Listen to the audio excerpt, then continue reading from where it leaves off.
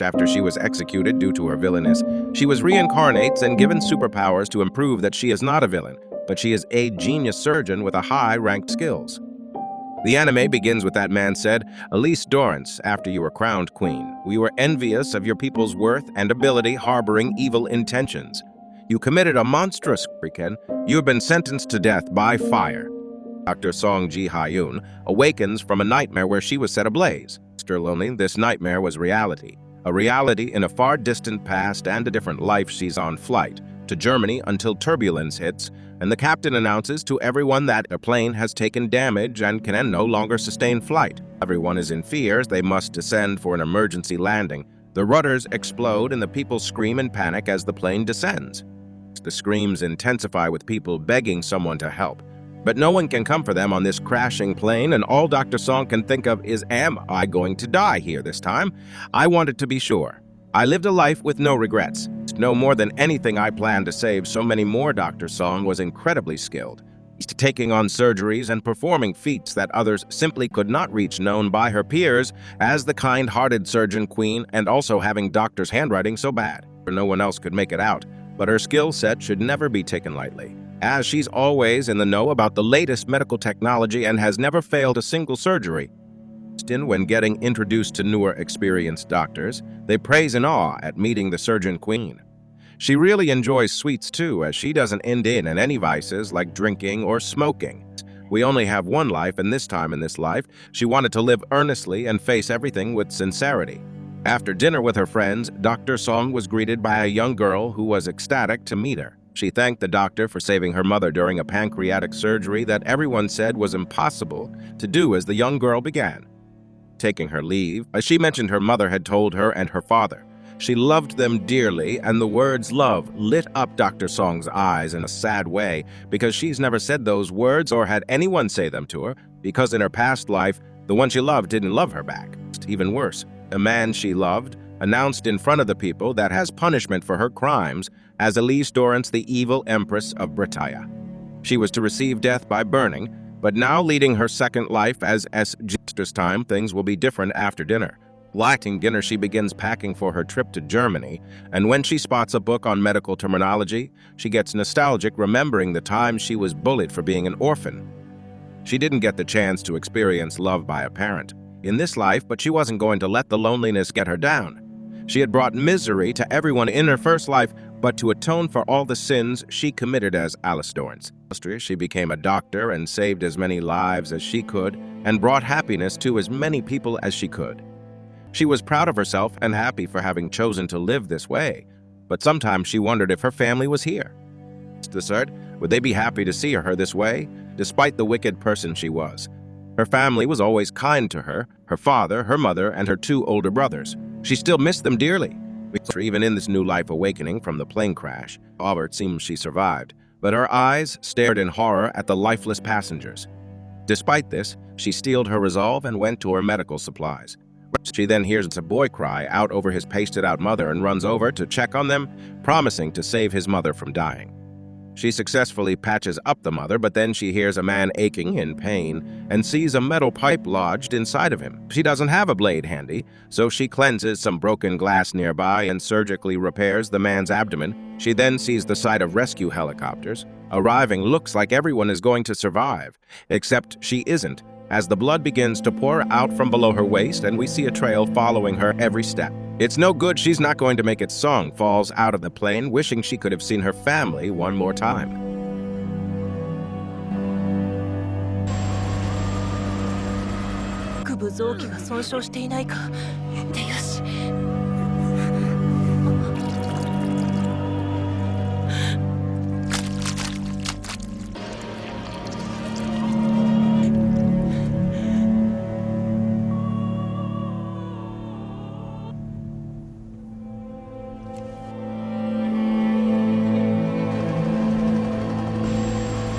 Oh man, it looks like Palace has escaped his cage again. Wait, what's he doing here, this familiar place? A maid then comes in to tell the girl that as of today, she's no longer confined to her room as the girl stands silent. The maid asked Lady Elise, and the girl stood in shock, seeing her face in the mirror.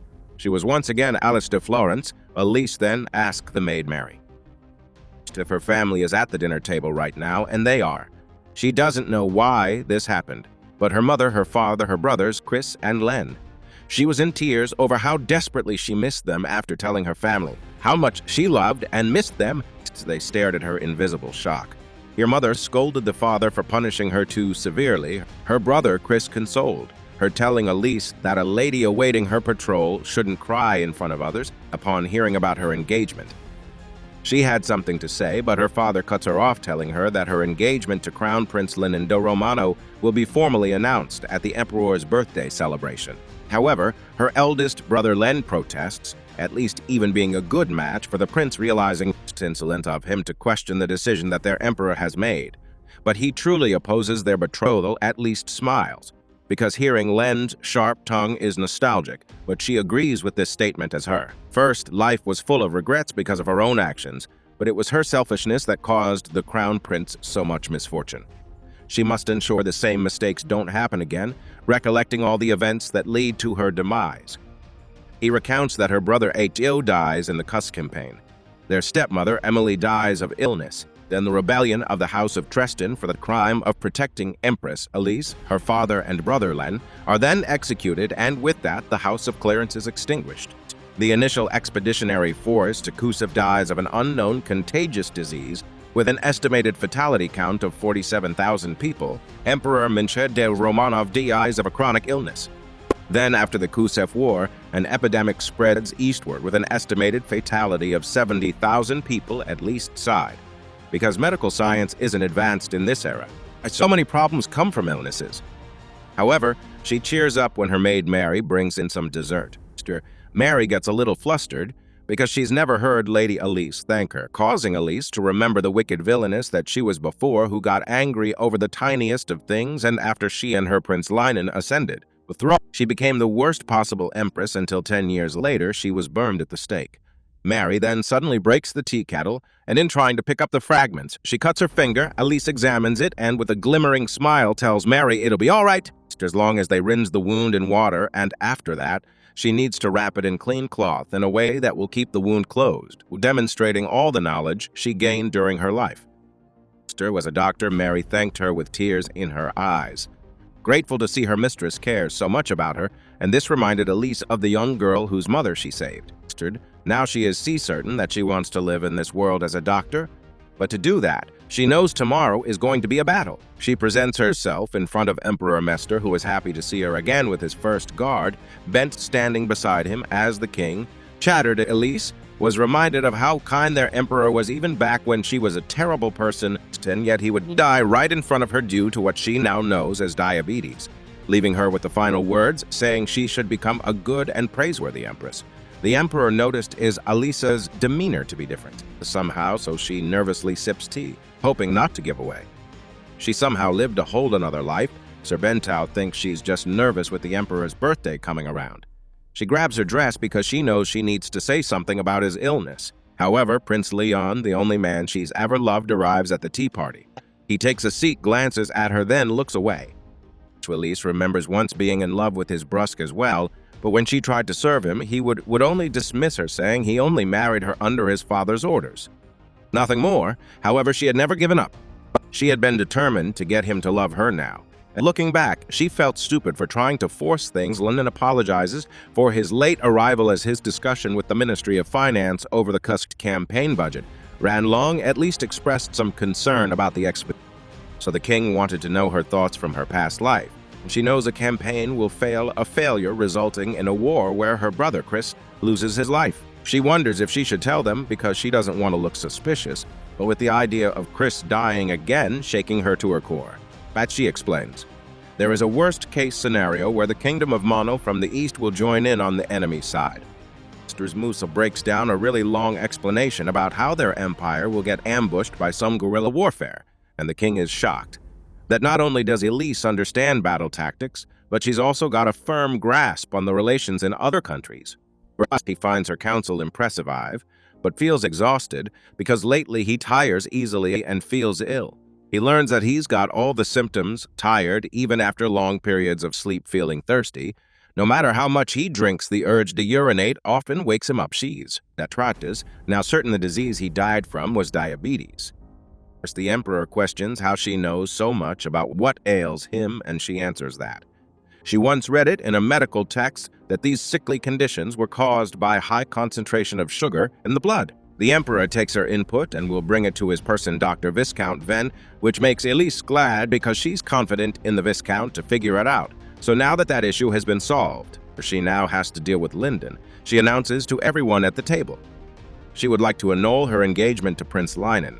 Her father gets up confused at what is happening, but the emperor has him hold it as he wants to know what it changed since Elise was the one who wished more than anything to be engaged to his son. He then responds that being the crowned princess, she would become the first lady of the empire and an important ruler.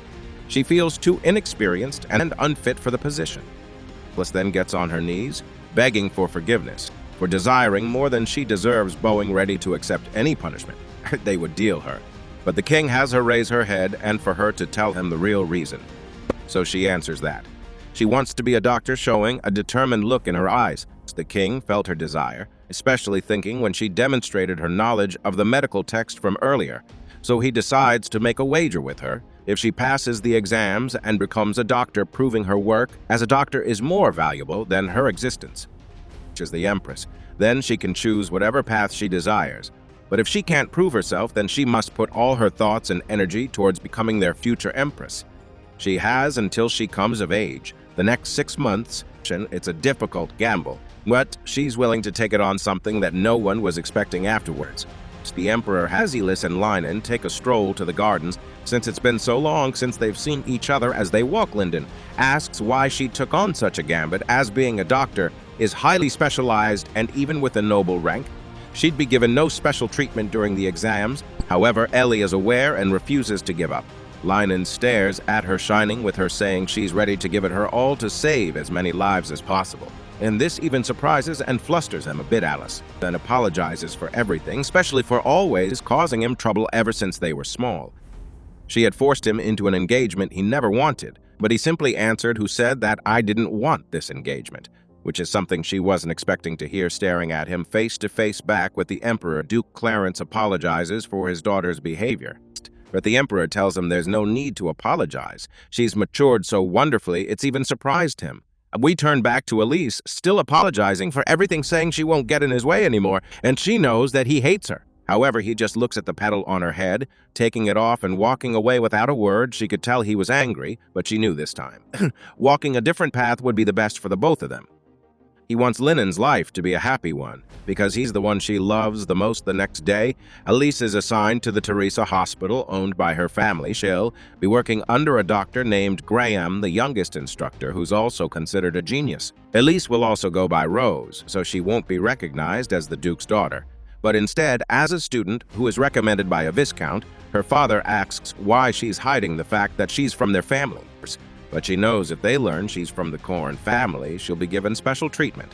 Chris isn't too happy with his younger sister being assigned to a relief hospital for the poor, so he'll be sneaking in from time to time to see how she is, but she tells both Chris and her father not to worry, just like you shouldn't worry about missing. And for my videos, if you like this video and subscribe to my channel, you don't need a medical degree to subscribe to my channel.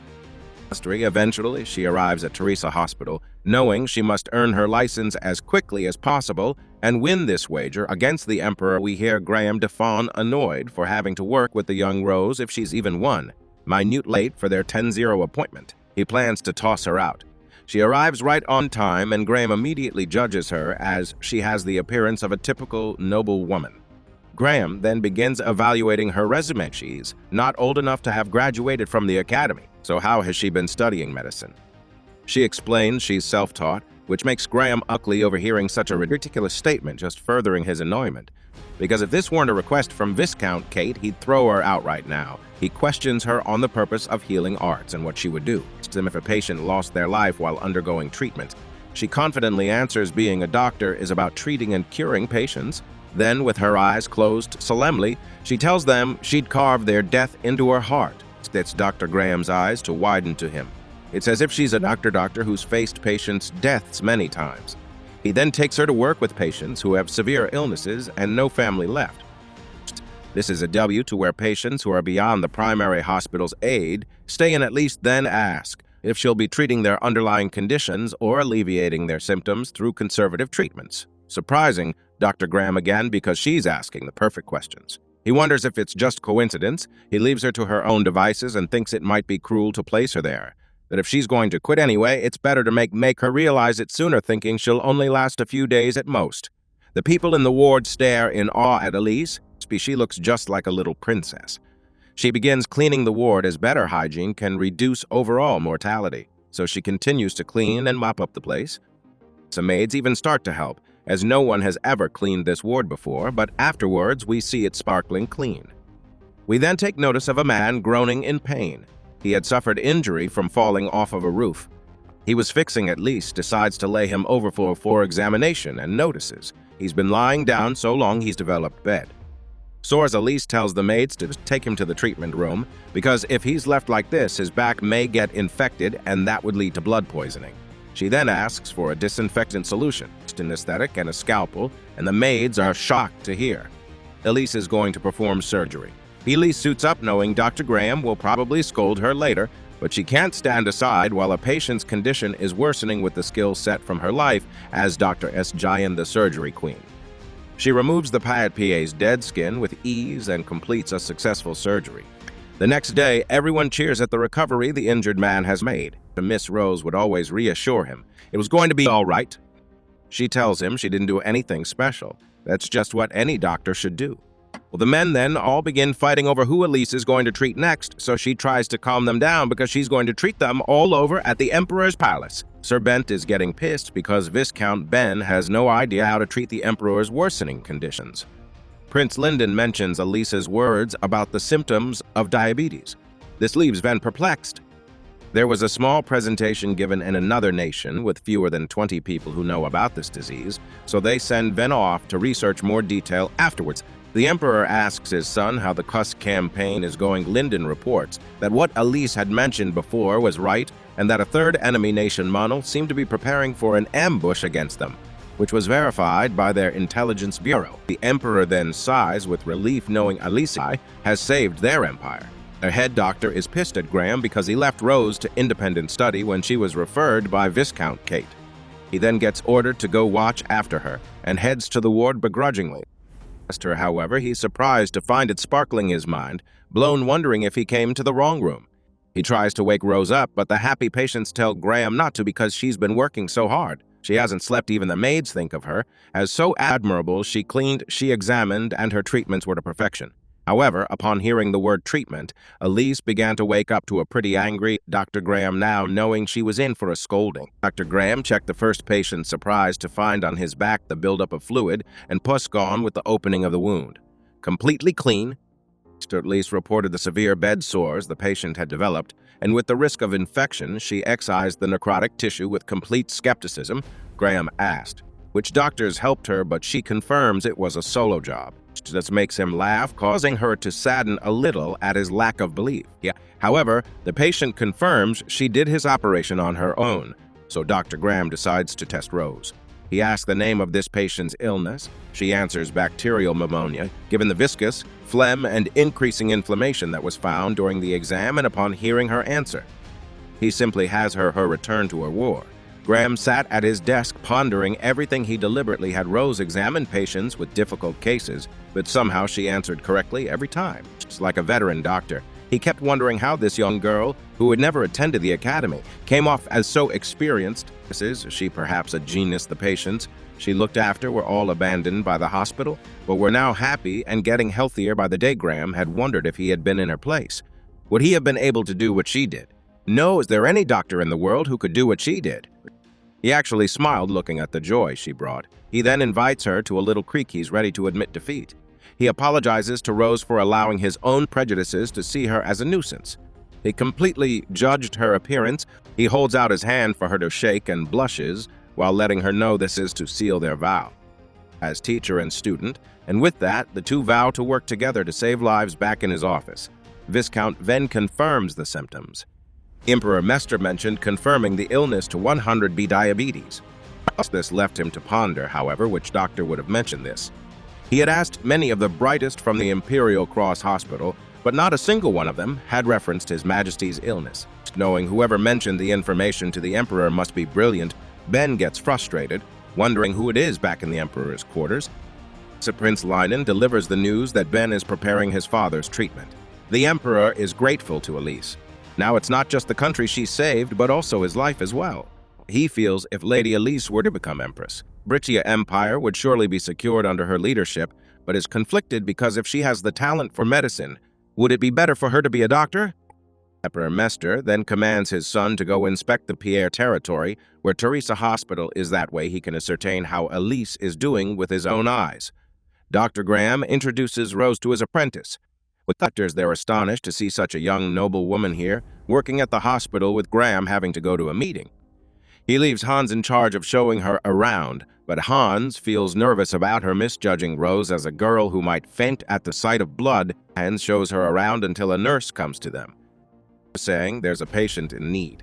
It's a man with chest pains who is having trouble breathing. Hans orders a nurse to bring an electric cardiac defibrillator, and Dr. Graham, however, at least knows this is the wrong call. There's no time to run tests on his heart. He'll die before Graham even arrives. Elise gloves up and gets a stethoscope, examining the patient. She notices the sound of breathing on his left side growing weaker. His jugular vein was overly swollen with blood. This is definitely tension.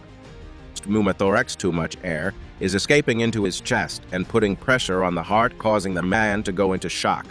Elise then has the assistants bring disinfectant solution and an injection needle. After wiping down the man's chest, she pierces it with the needle to alleviate the pent-up air pressure, and with that, the man is finally able to breathe. Leaving Hans shocked out of his mind over what he just saw, Graham makes it in to hear Elisa's explanation. Air was escaping the patient's thoracic cavity, putting pressure on his lungs and heart, so she used the needle to release the trapped air, and with that, Graham understood exactly the treatment she was going for. He congratulated Rose as tension. Pneumothorax could have led to death if it was not treated immediately. Hans was only surprised even more because he knew Dr. Graham was famous for never complimenting anyone.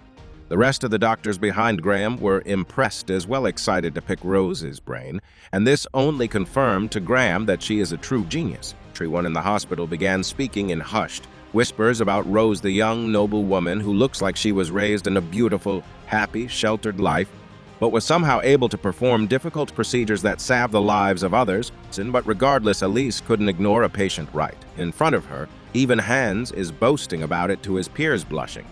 When his friend mentions he's smitten over Rose and her talents, he even suggests Hans ask her out to the festival. Hans agrees to the idea since, with the festival only happening once a year, it wouldn't seem weird for him to take her out on second thought. He doesn't feel he's a good match for her sparkling eye at all, but who wouldn't fall for her after watching her skill and resolve after hearing Rose's report on dealing with a patient who dislocated their arm? He thinks of her not only as a genius in medical arts, but someone who's mastered them. I mean, it's as if she was reincarnated with the skills of a god-tier doctor from another world. Even Graham catches himself in a daze, distracted from his thoughts of Rose. They hear cheers outside, and Dr. Graham remembers. It only happens once a year, so it's something everyone in town goes to enjoy. He tells Rose she should enjoy it instead of working any overtime, and she responds by thanking him and giving him a warm smile, which causes Graham to blush and look away. A nurse then suddenly barges in to tell them a patient was just admitted with a serious injury. Before them is a patient named Randall with a serious bullet wound. Graham tells Randall's friend saving him will be difficult since the bullet passed through his spleen. He then apologizes because there's nothing he can do to save him, completely distraught. Randall's friend then pulls out the crest of the imperial family, demanding any method to be used to save his friend. However, Graham only looks down with remorse because there is no method in the entire empire for treating a pierced to spleen. As Graham begins to decline again, Elise interjects, saying they will take on the task. The blonde man stares in shock, seeing her here because it's secretly Prince Leon in disguise. While visiting the town where the festival was going on, Linden's guard Randall noticed Linden seemed unrested lately. However, it's not just lately. Linden has felt unrested for the last 15 years. Since the death of his mother, he used his imperial magic to disguise himself. They toured the festival to get a good inspection of the town. They then headed down a dark alleyway, as it was the fastest method to reach Teresa Hospital until a robber came threatening them to hand over their belongings. The robber went in for a strike, but Randall disarmed him with a single stroke. However, Randall wasn't prepared for the gun that the assailant had in case Linden is shocked to hear Elisa so adamant to handle Randall's injuries since she just came to the hospital, Graham tells her. It isn't possible with how severe the wound is, but again, she's confident telling him they'll just remove his spleen. Then it came to Graham. There'd be no need to stop the bleeding within the spleen. If they just remove it and tie off the blood vessels, they can stop the hemorrhaging. Such a simple idea. Yet no one has ever done it before that. Graham, the idea is revolutionary. Graham asks her who should perform this since it's beyond even his current skills. But both him and Linden are flabbergasted to hear Rose, the newbie apprentice, desire to take on a surgery this difficult, but she's confident that she'll save Randall. They need a third assistant, however, and with everyone else busy, Linden offers to help as Linden watches Elise perform the surgery he remembered when his father first announced his engagement to her for the longest time. He thought that he didn't care about who he was engaged to, but seeing how she is now, could he be falling for her? The surgery ended in success. Lion, under the alias of Ron, thanked Elise for saving Randall. He then began to get up to take his leave, but Elise noticed he was pale, so she wanted to check on his temperature, but he pulled away, getting flustered, making excuses for why he couldn't get checked. He eventually ended up bringing Randall home to recover. Back at the hospital, Lee handed over her report from the surgery, and Graham was surprised at how bad her handwriting was. Viscount Venn got a hold of the report, excited to explain the miraculous never-be-seen splenectomy. However, the head doctor from Teresa Hospital in front of him disregards it as a lie, saying the surgery simply isn't possible. But Bount Venn claps back. Because this very surgery was done at the hospital, the head doctor is from leaving him to believe it must have been. Graham, who performed it, one of the nurses comes in, as Graham has been called for by the director to explain Randall's surgery, so he takes Elise with him as a head to the director's office. While sifting through books, Linden falls, and Len is there to catch him. Len suggests that if the prince is unwell, he should go visit the hospital, but when the prince responds there's no need to, because it's just mild dizziness, he remembers Elise saying it could be a symptom of something else. When Graham and Elise entered the director's office, she notices Viscount Ben. However, when the director dismisses her as a new assistant, Ben thinks nothing more than the girl looks familiar. Not good for Elise. Ben has been performing her medical exams since she was little, but he thinks it's not possible for the wicked Villainess to ever become a doctor's apprentice, and just chalks up the resemblance to Elise as Uncanny V, then asks Graham how he performed the surgery. However, he of course gives all the credit to Rose.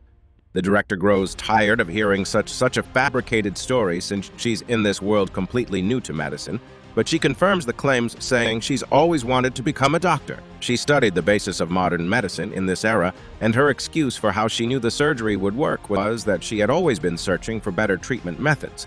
But of course she can't tell them. She was a god-level doctor in a previous life. The director asks if she came up with the splenectomy procedure all on her own.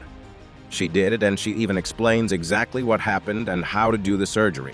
The director still can't believe what he's hearing. This is preposterous. However, Bount Venn is more than ecstatic, even offering her to come work with him at the Imperial Cross Hospital. After all, he just wants to see her techniques in person. The Imperial Cross Hospital is the Empire's greatest medical institution.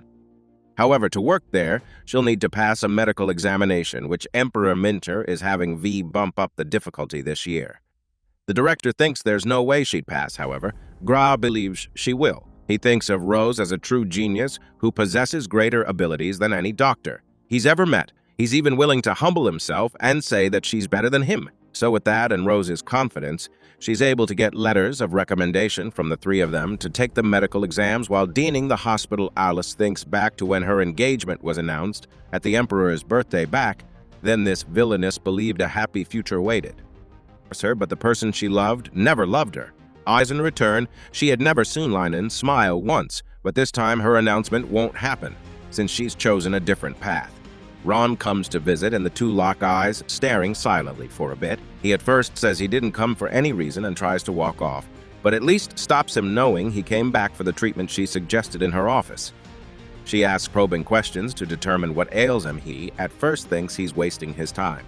Since the doctor at the Imperial Cross couldn't even determine his ailment, she then suddenly grabs his hand to check his temperature, and that's certainly making his face red hot. She notices his hand is a little cold, so she decides to check his neck next, not making the situation of his heart any better. He wonders if she's like this with her other patients. She then determines that he has subacute thyroiditis.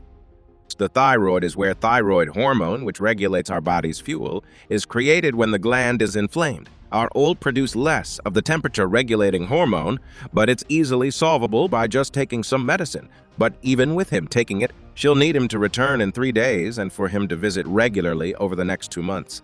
That way, she can check his condition and adjust dosages if needed.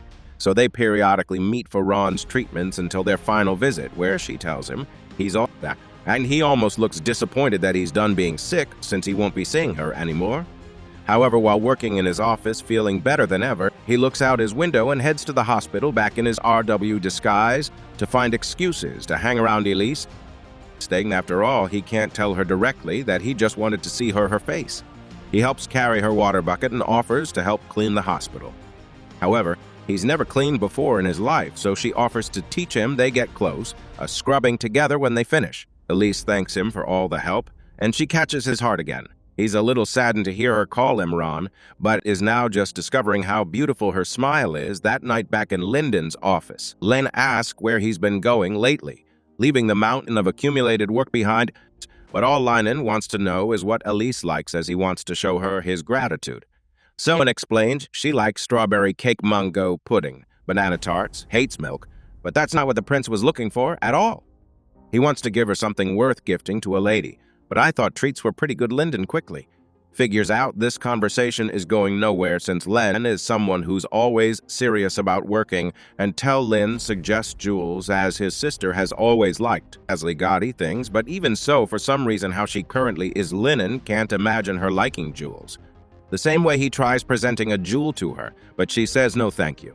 He tries telling her it's a gift for saving Randall the other day.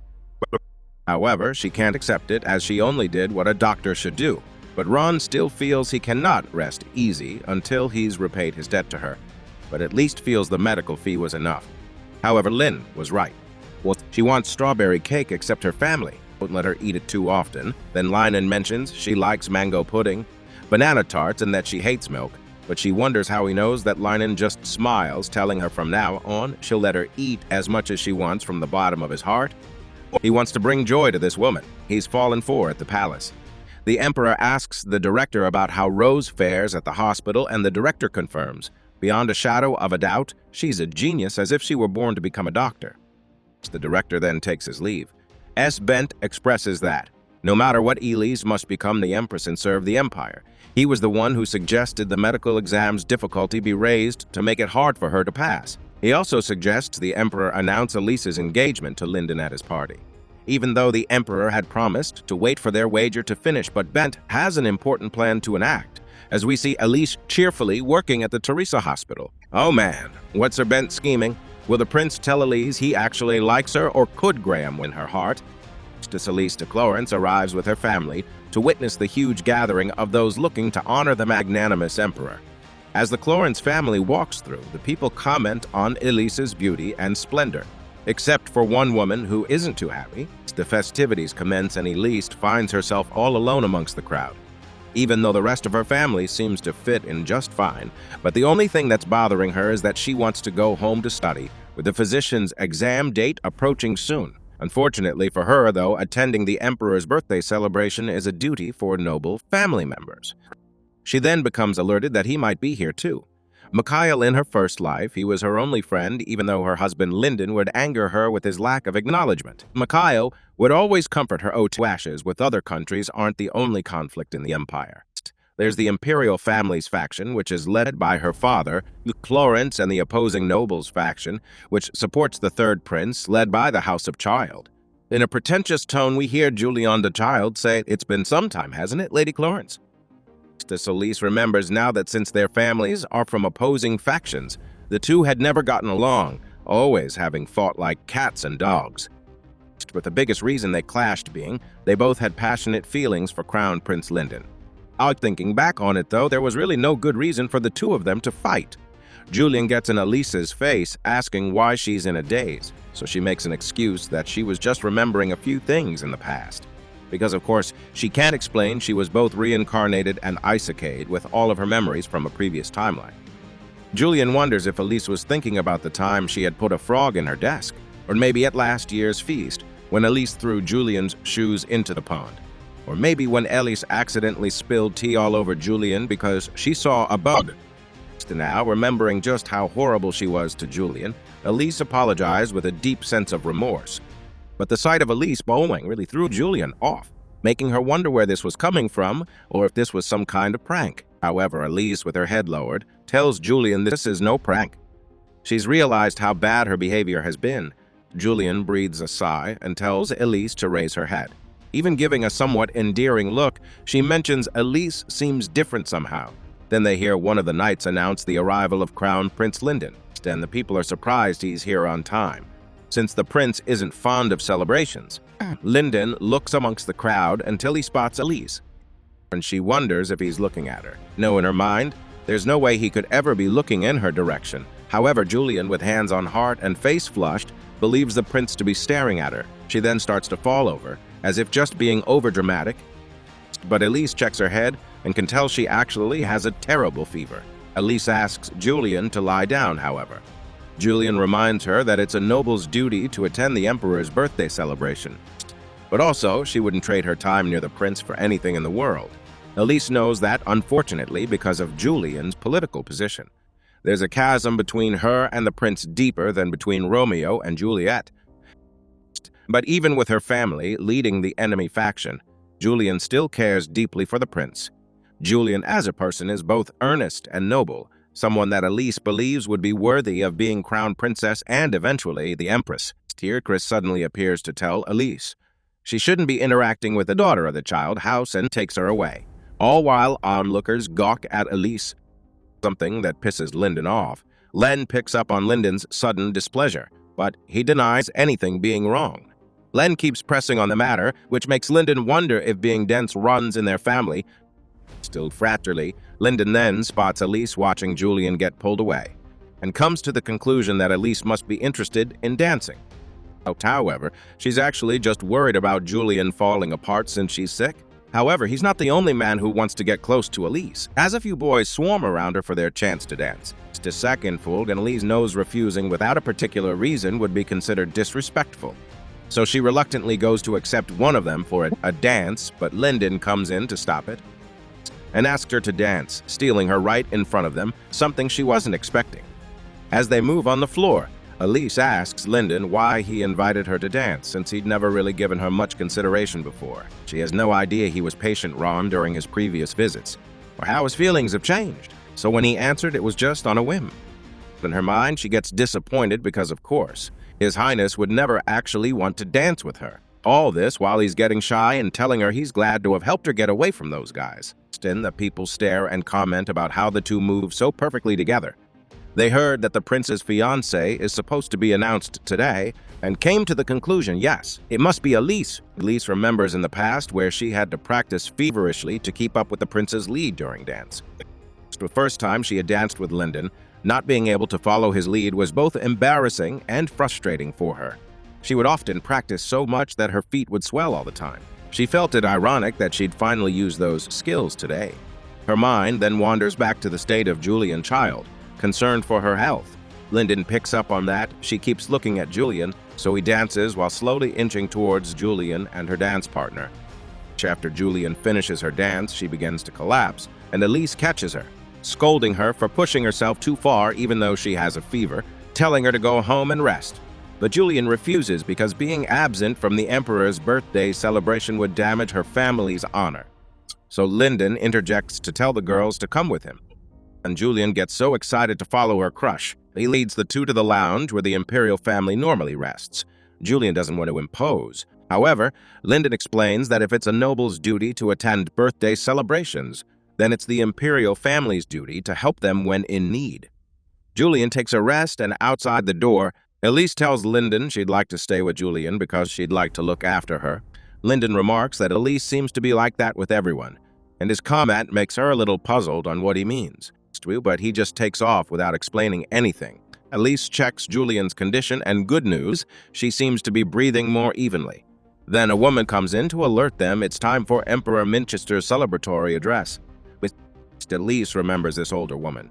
She's Duchess Harbor, who's from a great noble house in the West that's blood related to the imperial family. The Duchess tells Elise she should head to the hall.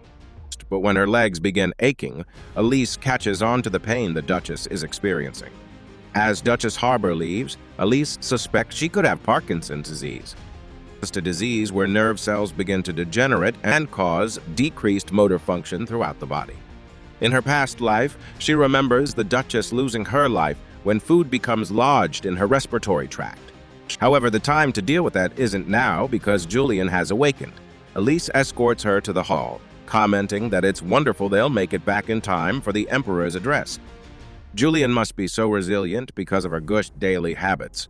Julian gets a little flushed and thanks Elise for everything, but Elise's kind heart genuinely thinks nothing of it.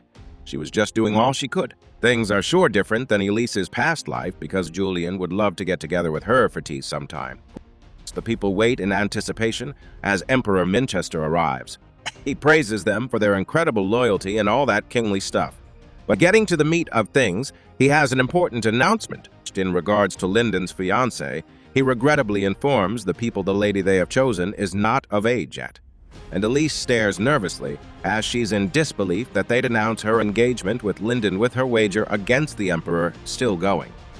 The Emperor explains to the people that while there's nothing wrong with this lady not being of age yet, he does have a personal promise to them, and so the official announcement will come after Elise has come of age. The people begin to talk after hearing the sound of Elise's name. She has no idea what's going on, or why the Emperor would say her name to everyone. I mean, what's the point of this and not just officially announcing their betrothal? Julian certainly looks crushed. But with that, Emperor Minchester tells everyone to continue enjoying the festivities. And takes his leave. Julian nearly faints again, but is luckily caught by Prince Mikhail, who tells her to keep his appearance quiet as he's here secretly. With a devious tone, he remarks, "So, that's the girl who will become my big brother's fiancé, is it?" All while Elise freaks out, having PTSD over the terror she experienced in her first life, standing depressed, knowing she may suffer the same fate all over again with her engagement to Linden basically announced. As Minchester and Bent walk together, Minchester tells Bent to bring Elise to him, and feels bad for having her go through this ordeal. But he wants to answer any questions she might have. The Emperor and Elise sit across from each other with Elise sulking. She wonders what happened to their wager. A wager that was to last until she came of age. She should still have time. Minchester confirms the wager is definitely still on, which gets her staring in surprise. But the kind Emperor wouldn't break any promises. That's why there's no formal announcement, so if Elise wins, he can still withdraw what he said. Elise is concerned for the Emperor's reputation, but Bent assures her there's nothing to worry about. However, he doubts she'll be able to achieve proving her value as a doctor will ever exceed her value as an empress. Minchester thinks of Elise as if she's his own daughter. He respects her determination, but in truth, he wants her to marry and support Linden, which is part of the reason why he announced things this way. She wonders why the Emperor cares for her so dearly. Is it because her father is an important friend to him, or because of how she acted the other day? However, she can only stare in shock as the king asks her if she wants to put an end to their wager. Oh man, she's in a tough spot with the king asking her like this. I don't think she'll give up being a doctor though. After all, the show is called Dr. Elise. Subscribe to my channel for next week's episode. She wonders why the Emperor cares for her so dearly. Is it because her father is an important friend to him? Or because of how she acted the other day? However, she can only stare in shock. Emperor Minchester remarks, "This country has many outstanding doctors, doesn't it? But you are the only one who can become its empress." Elise looks saddened as the Emperor has her weigh the importance of becoming empress more than becoming a doctor. He reminds her she can be with his son like she always wanted, and they can dance all they want as gracefully as they did earlier. He pleads for her to reconsider. She knows the gravity of what the king is saying, but even so, she still has no intention of ending the wager here.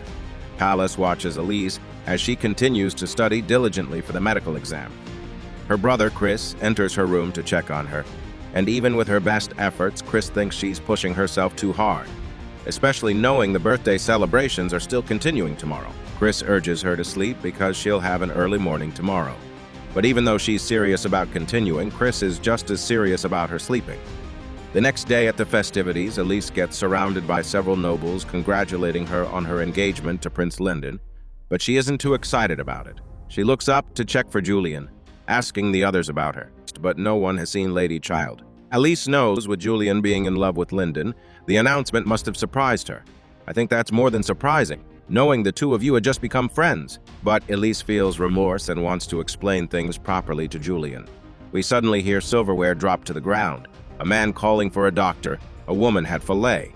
It's Duchess Harbor, the woman that Elise assessed to have Parkinson's disease. Elise runs over, noticing the Duchess choking with the food lodged in her throat. Elise collects herself, rationally thinking about her next move. She tries to awaken the Duchess, only to see she's fallen unconscious and exhibiting cyanosis, a bluish discoloration of the skin resulting from the inadequate oxygenation of her blood.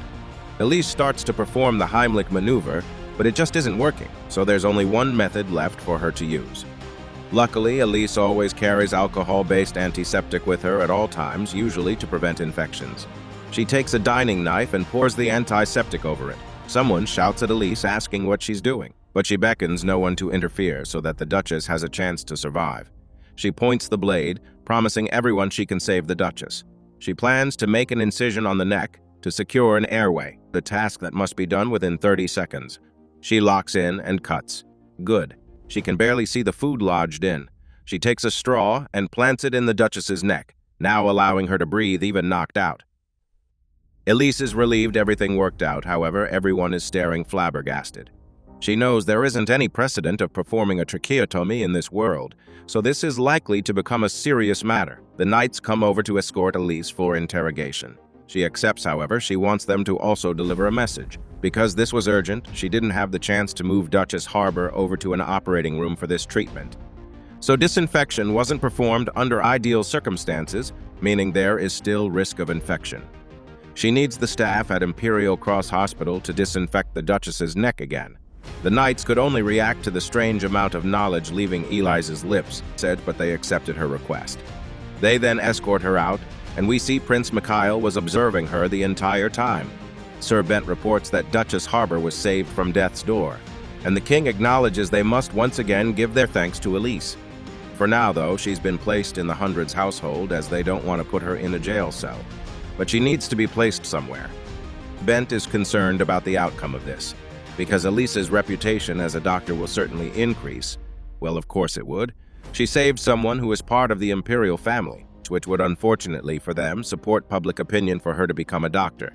Sir Bent suggests they counter this by having someone find flaws in the way Elise performed the procedure, especially using an eating utensil to cut. They can confine Elise to the Hundreds house, making her unable to take the medical exams. The Emperor condones this plan and orders Bent to summon their nation's finest doctors in hopes of finding this flaw. In the Hundreds house, Chris shouts at Elise, scolding her for the brash actions she took, and even though she apologizes, Chris doesn't believe her because she cut the Duchess's neck, something that would have normally put her in prison. Chris asks her if something like this would happen again. What would she do?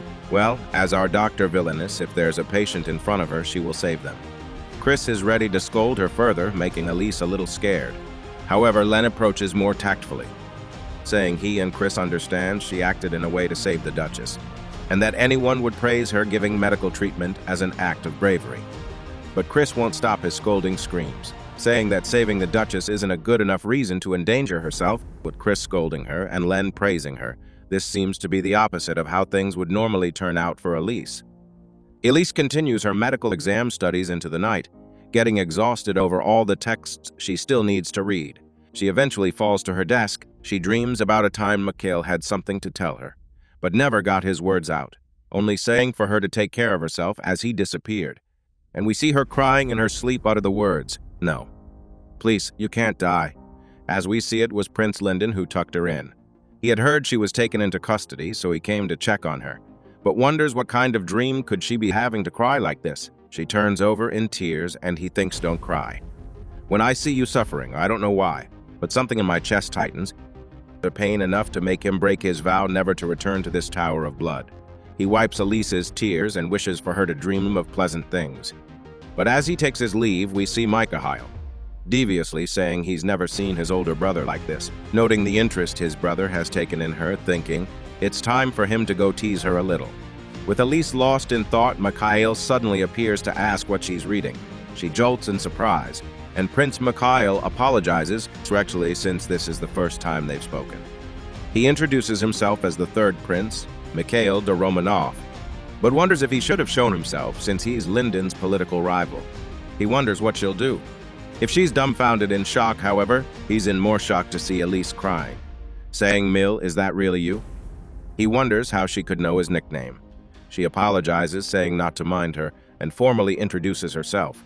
Mikhail doesn't understand, but when seeing Elise, he senses a sorrow within her eyes. He'll be taking his leave, but he'll see her around, since he's also locked in here for stealing some of his father's drinks during the birthday celebration, so he's being confined to reflect on his actions.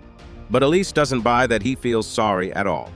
In Minchester's throne room, he has Doctors Viscount Venn and Graham give their reports, with the Emperor and Bent astonished to hear Elise's surgery to be perfection. Venn exclaims he was excited to see this treatment that was so dangerous, no one else had been able to test it.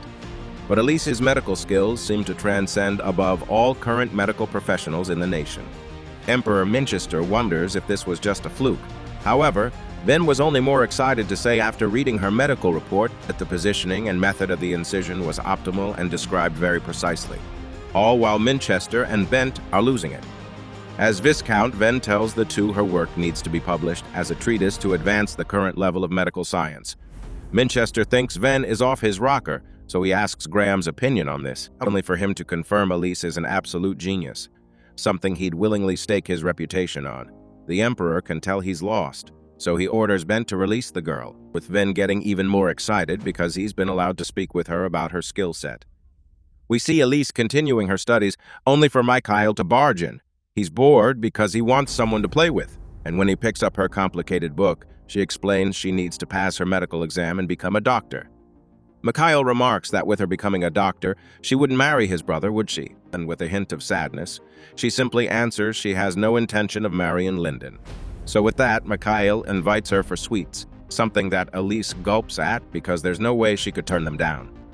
But Elise, since she's too busy studying, Mikhail supposes she can't hang with him. So she bashfully tells him okay, just for a little while. They enjoy a variety of sweets and drinks that Mikhail stole from his father. Elise scolds him, saying it isn't good for him to steal, because if he keeps doing that, he'll never be able to leave this place. He smoothly replies, if that means living here with you, Elise, then that wouldn't be so bad. But Elise brushes this offer since he says that to all the girls he speaks to. Then he laughs with embarrassment, wondering whatever does she mean. Oh man, he's a total playboy. The two then have a toast, and this brings back memories for Elise. They used to toast like this all the time in her first life, but unfortunately she wasn't able to prevent his death. She knows with he and Linden both being princes, only one can become emperor, and that the pursuit of the throne is ultimately what will kill Mikhail. Mikhail asks her what's wrong, since she always looks sad looking at him. It's like she's experienced this all before, which gets Elise shocked hearing him say that. But he just laughs because it was a joke. He notes that she seems different, especially casting aside the position of empress to become a doctor. He asks if she hates Linden. She assures him she doesn't, then asks Mikhail about his sword skills, even knowing he's traveled to other countries to train as a warrior. Mikhail says the rumors are true and doesn't believe anyone could best him in swordsmanship. Elise asks why he trained in the way of the sword, since as an imperial family member, he shouldn't need to defend himself. So he kindly answers, it's because he loves swordsmanship.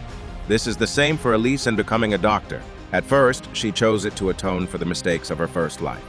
But now, she wants to spend her life carrying out the work of a doctor. Even knowing Emperor Minchester wants her to marry Linden and become empress. If she were forced into that path, she'd be a bird locked in a cage, unable to pursue her passions. This is why she must win her wager. After she knocks out, Mikhail carries her to bed and tucks her in. He sighs because if he was Linden, he'd treat Elise with much more. He gives her a light kiss on the forehead and takes his leave for the night as he has to be somewhere tomorrow. The next day, Viscount Venn and Graham arrive at the Hundred's house, and Graham thinks, based on the report he read, Elise's abilities must be equal to Rose's. Oh. So I just remembered these two don't know Elise is Rose yet. Elise awakens to hear a knock on the door, and those two are surprised to see Rose here. With Elise at a loss for words, we'll have to see what happens next week. So subscribe to my channel for that. Imagine ruling over an entire nation, married to the person of your dreams, but because of your wicked selfishness and behavior, you lose it all. You're reincarnated in another world, where you try to make amends by becoming a medical doctor. During an unfortunate plane crash, after saving as many as you could, you fall, only regretting the fact you couldn't save more. Your beloved hates you.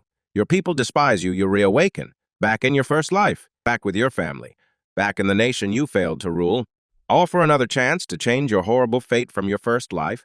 This is a story of redemption for Dr. Ellis, the royal lady with the lamp, and my second video in the series. If you want to catch up and see how Elise lost it all, click the first link in the description and come back to this video. Otherwise, let's get started and watch Elise reveal her real identity to Graham and Ven. Both Graham and Dr. Imperial were shocked to discover that that apprentice named Rose was the same as the noble Ellis. Although it was a shock at the beginning, let's say that Dr. Imperial was quite happy because he was really more excited about the skills. What does Elise have about her lying or using a pseudonym to be apprehended at the hospital? That's what Elise realized, that Dr. Graham is not very happy with having discovered that, so much so that later their relationship was a little distant and Graham began to talk to her more as if she were a noble, because she is at the end of the day. Her social positions are different, and he decided to speak to her formally from now on since, well, she is a noble. She tries to clarify things, apologize, but he doesn't give it time to do it. Also, at a time when he was reading a report, she saw that he frowned and sighed. So she assumed that he was very angry with her some time later, when she was looking for him to be able to talk to him and tell him everything that had happened. We realized that Grandma had disappeared that day.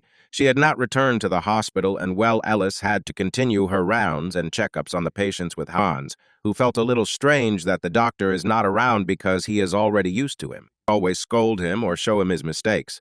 This is how the days go by and how Dr. Graham does not arrive at the hospital, and it was also known that he had given a medical report. In other words, he had asked for permission not to go to work, and it was thought that he was angry with her, so she went directly to her house, which is a giant house. Also here, she meets the maid, whose name is Yel, and well, he makes her come into the house and buys her some tea, and well, here they can talk for a while. Little Yale went to talk to Dr. Graham, but he didn't want to go out to meet anyone because, well, he said that sometimes it happened that he locked himself in his study and didn't come out for a long time here. Yodele will tell you a little bit about how it was the childhood of Dr. Graham, who had a big family, that when he was little, it was difficult to make him sleep, and also she Yele asked Elise what he was like in the hospital, how people treated him, since he usually doesn't talk about that kind of things with her, and well here. Elise tells him that he is very respected, that everyone loves him, and well. This leaves Yale a little calmer at one point. Yale realized that she had not brought anything to feed Elise, so she gets up, and here comes a pain near her stomach, showing that she is not well. Although she tells Ellis not to worry, she continues on her way, but a little further. She ends up fainting. Ellis doesn't know what to do, so she ends up shouting for Graham to listen to her and go to help. Graham leaves his study. He goes to help, and well then, in the carriage, they take Yodelizan to the hospital to hide her, and Elise realizes that maybe she has a hernia and that it can be dangerous, and that she probably carries a lot of time like this. So we have to do surgery. Dr. Gra is very scared, and he looks good. He seems to be a person very close to him, who loves him a lot, so he wants Ellis's help, and they are going to treat her. Although he is the one who does the surgery, he is very long and tiring, but in the end, they do it, and everything goes well, and during the moment where they are in the studio, resting, Elise begins to make the report, and Graham, seeing again the horrible handwriting that she is, decides he will continue with the description of the treatment here. Elisa, she tries to apologize for what had happened because she had lied and changed her name and all that to be his apprentice, and Bueno tells him that she thought he was angry. But that wasn't the case. Graham wasn't angry as such, but that day when he made annoying gestures and sighed, it was because he was reading a report that he had made, and that, well, from his handwriting, it is very, very complicated. Furthermore, he is not angry with her, but rather he felt a little bad. Since she is very good at what she does, he has innate talent, and although he is a good doctor, he has achieved this through the much effort he has put into studying medicine. He has read many books.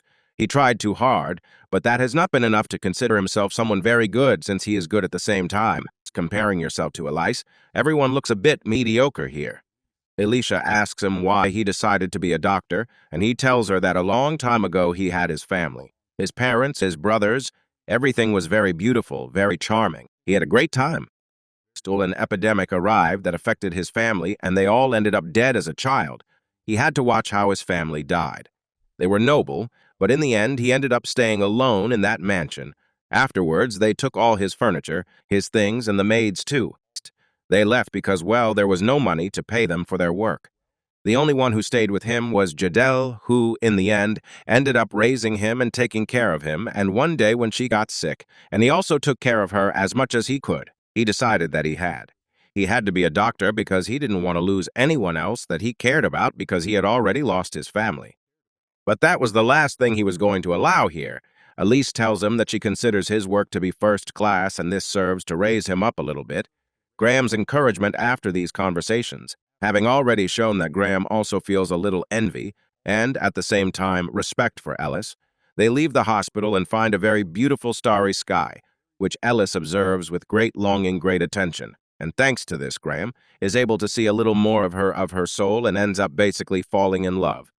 Because after saying goodbye to her, he begins to remember all the moments he spent that he saw her doing surgeries, that he saw her there in the hospital. Putting all his motivation and his good talent, obviously feels embarrassed, and that means that he is having feelings for her. On the other hand, Elise arrives home and is greeted by her brother Chris, who congratulates her because, thanks to what he had done with the Duchess, yes, they are going to give him the Order of the Imperial Rose, which is good. The highest decoration there is for having saved someone from the imperial family. After that, we see that Jodelle looked good on him after the surgery, and we have Dr. Graham there taking care of her and asking how she is, telling her that every time she feels something bad. And if she feels bad, she has to tell him because in the end, they are family, something that obviously touches Yodel's heart because in the end, she has been with him for a long time. She also feels happy because there she sees how all the apprentices arrive, who are happy with the return of Graham, since without him, everything is different and they need his help to continue learning.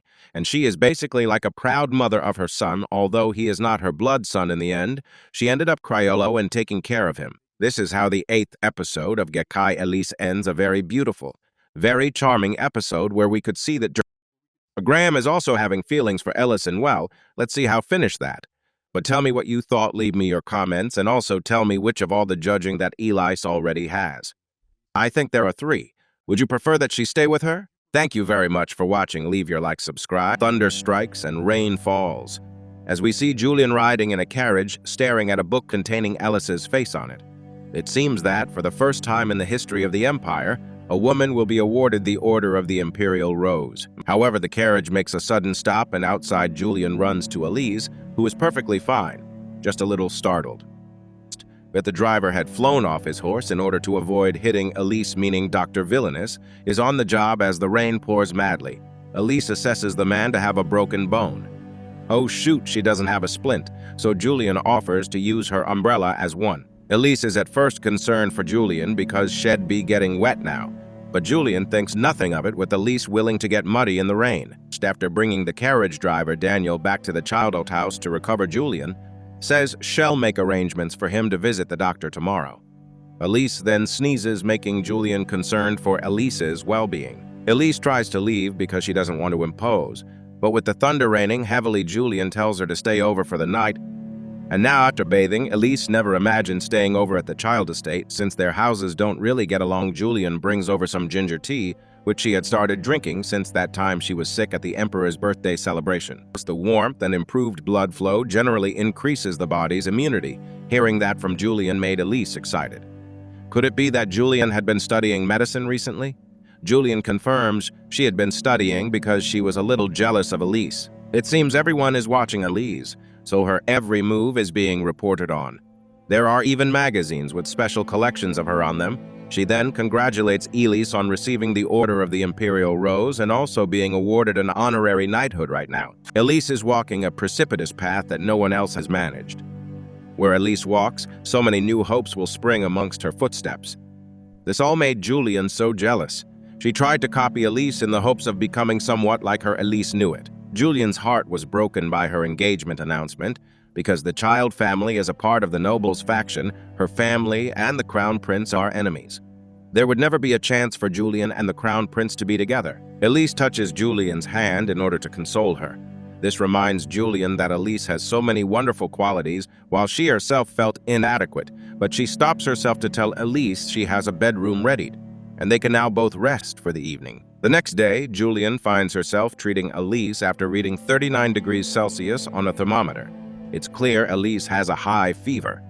Julian then gets a report that her brother has returned, so she has to go talk with him in his office. Albert asks why Elise is in their household. Julian explains the situation, which relieves Albert because it would have been bad if they had actually hurt someone from the Clorance house.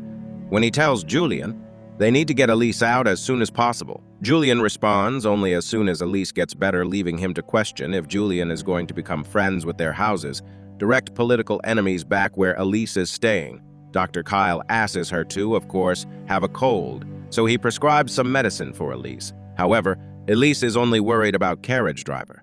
The doctor tells her it's fine because of Elise's treatment.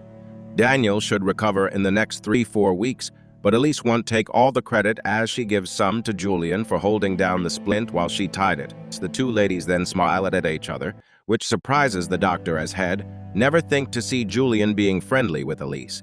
He now thinks Elise may change more than just the medical world. Julian cares for Elise, wiping off her sweat and braiding her hair. Elise is happy to receive her care and tells Julian she's very kind. And Julian makes her feel at ease from the bottom of her heart, causing Julian to gasp and blush. She's never been told she was kind before when someone's done something wrong or something she can't accept.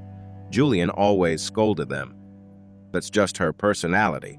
The two girls bond on how they're both stubborn and hate losing, which makes Julian remind Elise of her old self. One time Julian was taking her leave and Elise stepped on her dress, making her trip and mocked Julian for being so unsightly, or that time Elise was sprinkling pepper into Julian's tea, whereupon sipping, she began coughing badly. While Elise mocked her, Julian had received so much childish harassment. She really hated Elise from the bottom of her heart, making Elise saddened with a remorseful look, but Julian says it's different now and that she really respects Elise. Elsewhere, the nobles faction meets to discuss Elise de Clorance, the woman who's garnered tremendous support from the people, with her current feats. The entire empire is watching, especially after her being announced as the unofficial crown princess. As a consequence, this has made Prince Linden's approval ratings much higher, where previously the people preferred Prince Mikhail much more, and to them, if Linden ascends the throne, they know Linden will remove them. Never forgive them for what happened to his mother, that rainy day Mikhail, who had been silent.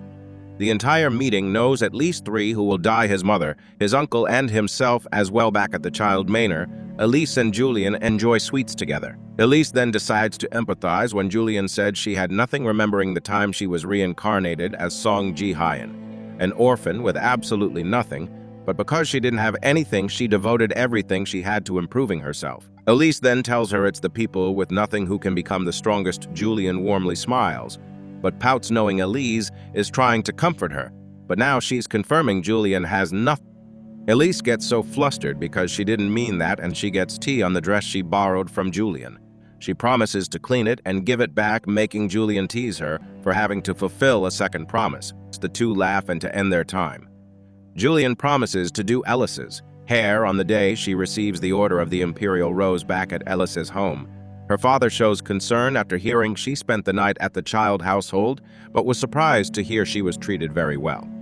Chris loses it after hearing Julian the child had been taking care of her, and the brother and father only grow further in disbelief upon hearing Elise is actually friends with Julian. Now, all while Elise snacks on the sweets Julian gave to her. Wow, what a sweet ending to this episode. But what happened to Linden's mother? Hopefully you'll find out next week by subscribing to my channel. But for now, watch this next video. Our episode begins when Randall was with His Highness, and he said to him, "I am overwhelmed with great joy to work alongside you, even for a moment. Your Highness." His Highness replied, "Very well, my friend. Tell me now, how is your wound? Is it all right?" The other replied, "Yes, sir, but the scar remains to this day. However, we are now in better condition, and all thanks to Lady Florence." Then he remembers what happened before that and tells him that he can now return to being his personal guard again, as he is now in better condition. However, working inside the castle won't be a problem. His Highness says, "That pleases me to hear." Randall then mentions that he heard His Highness went to the town several times for inspection. His Highness confirms but assures him that everything is fine and there's nothing to worry about. Randall warns about the dangers of overusing his ability to disguise, as it could put strain on his body and the tool itself. His Highness agrees, acknowledging the risk of losing the ability to transform someday. At that moment, there's a knock on the door, and the prince allows entry.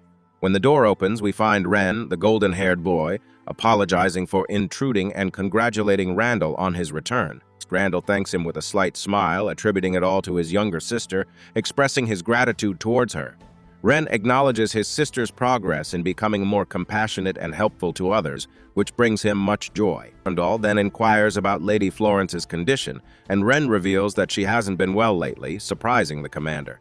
He asks if she's all right now, to which Ren responds that it's not a serious matter, leading the scene to transition to Rose, surrounded by many books. Then there's a knock on her door, and her brother Chris enters, asking her what she's doing. Rose is greatly surprised when Chris snatches the pen she's writing with, asking him to give it back. But he refuses, saying she studies too much and it's dangerous for her. He taps her with his index finger, advising her that if she wants to work hard, she should also play hard, emphasizing the importance of balance. He then informs her that he's going to town today to enjoy himself and she should follow suit. She looks at him with a disgruntled expression and reluctantly agrees. Chris insists that changing the pace is crucial, especially to enjoy the beautiful sunlight, as everything loves change. We then see Rose walking under the sun's rays, acknowledging its immune-boosting effects but expressing her dedication to becoming a doctor. Finally, she arrives at the academy and meets Hans, who informs her she has the day off. Flustered, she agrees and realizes she was walking under the sun without realizing it. Hans advises her to relax during her days off and bids her farewell.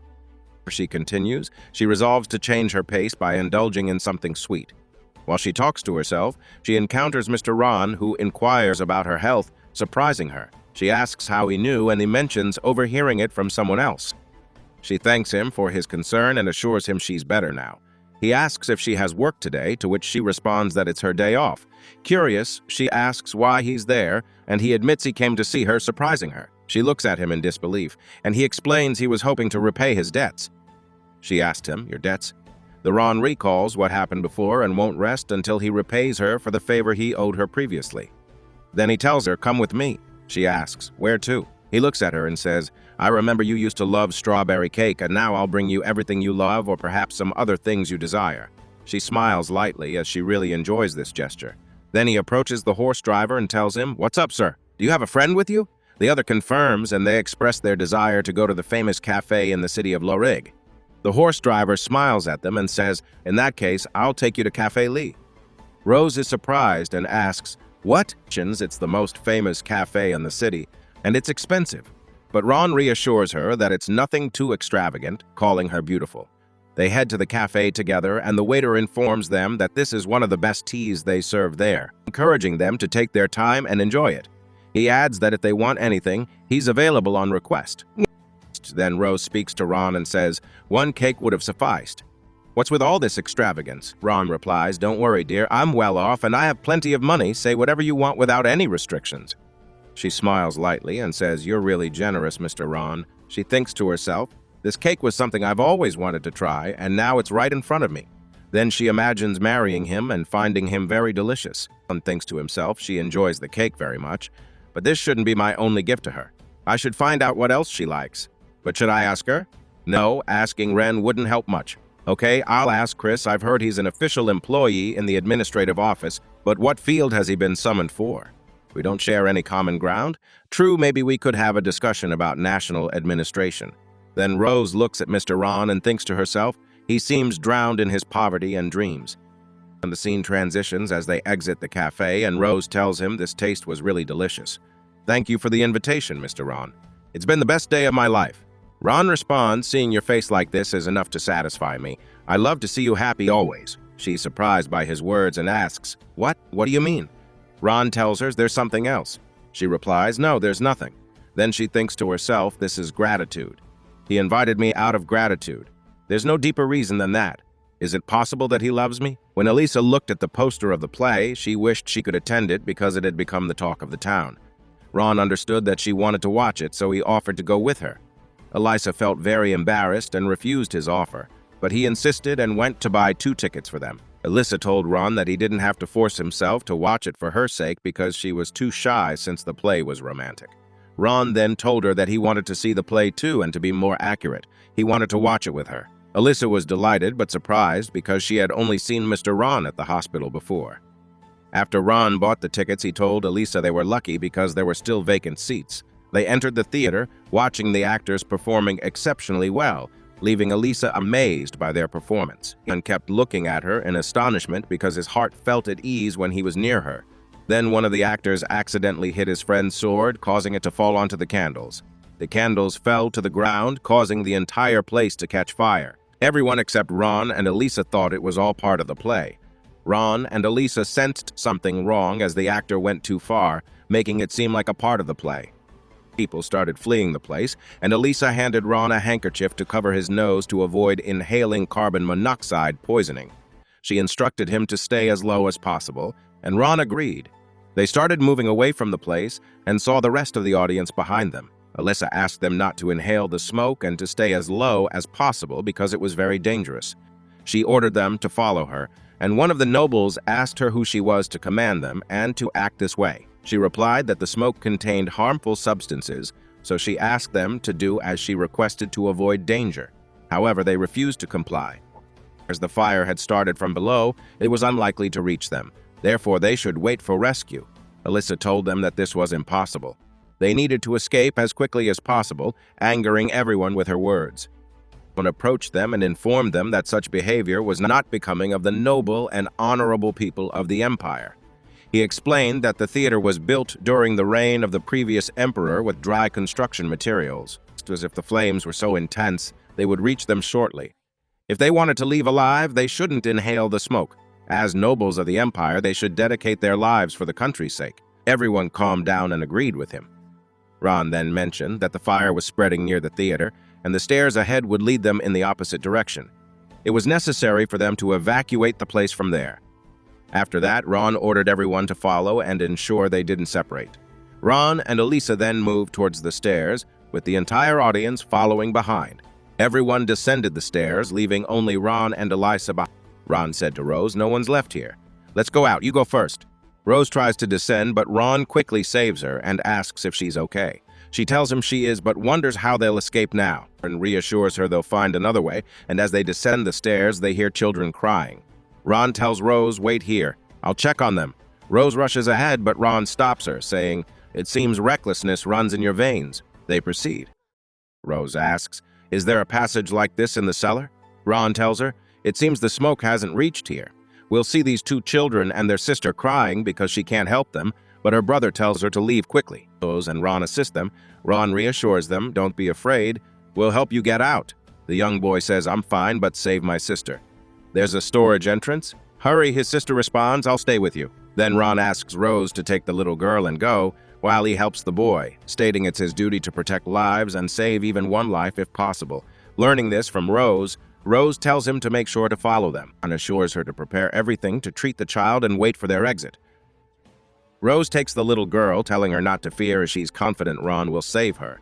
Ron tries to help the boy, and we see Ron's hair turning black. The boy is amazed, and Ron explains that he has reached the limit of his transformation ability, but the boy shouldn't worry about that now.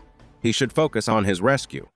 After that, the scene shifts to the outside where there are many injured people. A man says to Rose, "We survived thanks to you.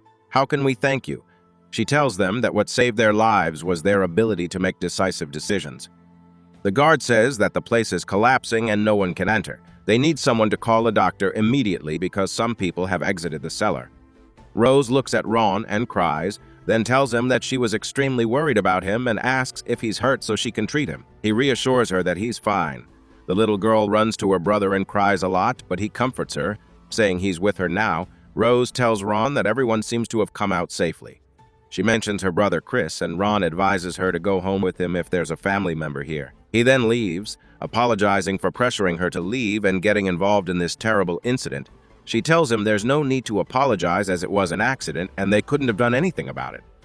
Rose thinks to herself that what they faced was terrible, but she's glad everyone is okay. Then we see Ron with this mark saying that he won't be able to use it for long, but he's glad for the appearance it gives him. It's just a lie. He can't touch it with his false disguise. Elise grew up and became very important to me internally, but she will never smile at me.